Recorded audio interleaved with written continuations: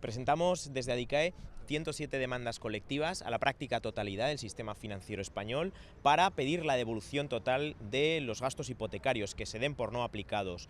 Nos basamos en que por lo menos el Tribunal Supremo ya ha sentenciado que 1.000 euros corresponden a los consumidores y que por lo tanto eso ya está ganado, lo correspondiente a la mitad de los gastos de gestoría, a la mitad de los gastos de notaría y los gastos de registro. Eso ya está ganado. De ahí vamos adelante a por más, al impuesto de actos jurídicos documentados y a la tasación incluso. Estamos hablando que esto podría llegar hasta los 3.000 euros.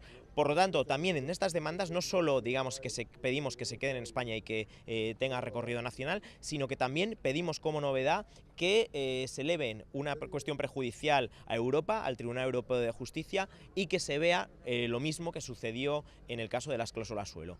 Este caso de gastos hipotecarios es el reflejo de lo sucedido en cláusula suelo y por lo tanto esperamos que Europa sentencie tarde o temprano y dé la razón a los consumidores como ya sucedió. Por lo tanto, todos los consumidores tienen que tener claro que estas demandas que presentamos en toda España son una herramienta fundamental para la recuperación de esos 1.000 euros.